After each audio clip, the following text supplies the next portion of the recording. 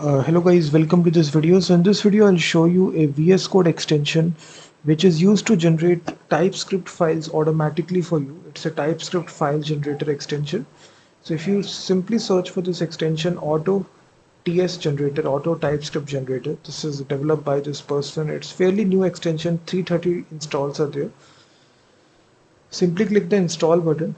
After installing this extension, it will actually add this right inside your context menu. So wherever you need to generate the files, let's suppose in this folder, so you simply right click and this option will be added right here. If you see auto TS generator, and from this you will be able to create any sort of file. It can be Express, Node, React, function, any sort of file. So just right click, and let's suppose I want to create a general node server. So I simply select that and confirm the folder name.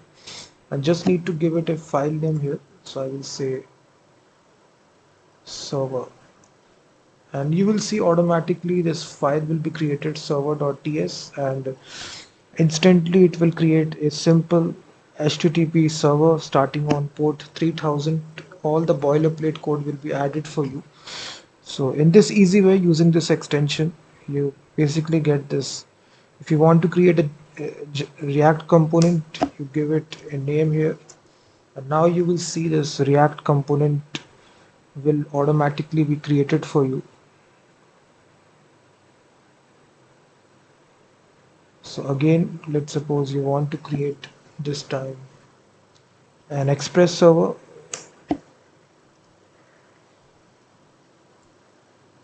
Give it a name, and then you will see automatically this will start a Express server for you automatically. All the boilerplate code will be added for you. So this is a nice little extension. You can basically also Fastify, which is another framework here. You can even generate a variable as well. You can see that. So you can create as many files here. Just select from a variety of enums type. You can also have a function interface. You can see that. So definitely install this extension, auto TS generator extension. You can create TypeScript, templates, classes, interface, functions in various frameworks.